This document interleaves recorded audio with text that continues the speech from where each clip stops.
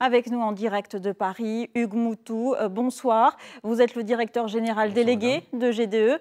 Alors vous avez reçu les conclusions de ce rapport. Quelles sont les non-conformités que l'on vous reproche ? Écoutez, nous avons vécu hier ce qui s'apparente à une nouvelle journée des dupes. Et laissez-moi vous dire que la société GDE n'est pas la principale victime de ce nouveau rebondissement. J'ai lu en détail, à la différence des différentes personnes qui sont intervenues sur le sujet depuis hier, rapport qui fait donc 38 pages. Que dit ce rapport ? Ce rapport dit 3 choses. Premièrement, que le site s'intègre parfaitement dans le paysage et ne présente aucun danger pour l'environnement.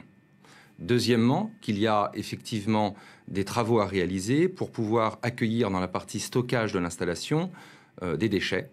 Troisièmement, que nous pouvons reprendre immédiatement l'activité de tri qui concerne une capacité de 47 000 tonnes, selon l'arrêté d'exploitation. Alors vous avez annoncé vouloir rouvrir... À la question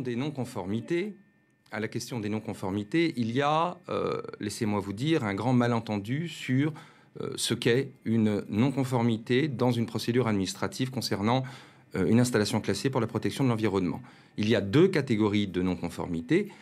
La première catégorie, ce sont des non-conformités qui présentent une grande gravité et qui entraînent une décision immédiate de fermeture du site. C'est une procédure ministérielle. Et puis vous avez une seconde catégorie de non-conformités dans laquelle nous nous trouvons aujourd'hui à Nonan-le-Pin.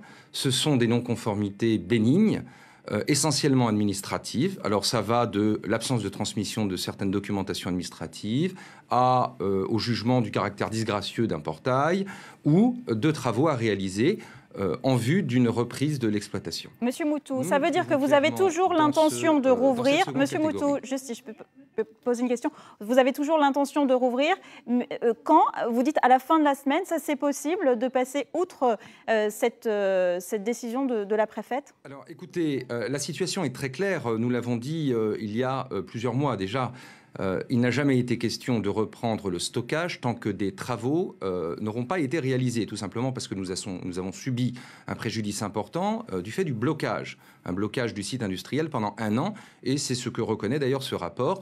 Les installations aujourd'hui ne permettent pas, sans les 2 ou 3 mois de travaux, une reprise du stockage. En revanche, il y a une seconde activité distincte de la première, qui est l'activité de tri dont j'ai parlé, et rien ne nous empêche demain de reprendre l'exploitation. Alors vous-même, vous avez assigné vos sous-traitants pour un défaut de conception de gestion des eaux pluviales. Ça veut dire que le site, et notamment la partie tri, peut fonctionner tout de même avec ce défaut ? Alors, la partie tri est indépendante, je le disais, de la partie stockage. Nous n'avons pas assigné les constructeurs, nous avons assigné l'ensemble des personnes que nous jugions possiblement responsables des dysfonctionnements et du préjudice subi.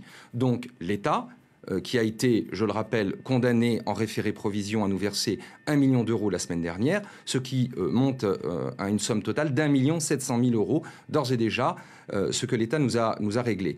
Donc, vous comprenez bien que nous sommes légalement dans une situation de force et, bien évidemment, nous ferons ce que la loi nous autorise à faire. Merci. Donc, nous avons légalement la possibilité de reprendre une activité de tri et nous la reprendrons. Vous comprenez bien, madame, que nous avons des contraintes. Je comprends les contraintes du ministère, je comprends les contraintes des services de l'État et de la préfecture en particulier, je comprends les intérêts des opposants, mais veuillez croire également que nous, en tant qu'entreprise, nous avons des responsabilités vis-à-vis de nos salariés et vis-à-vis de notre objet social, donc nous reprendrons l'exploitation. Merci beaucoup, monsieur Moutou, d'avoir accepté de répondre à nos questions. Malheureusement, le temps est compté. Voilà ce que l'on pouvait dire ce soir sur ces premières conclusions.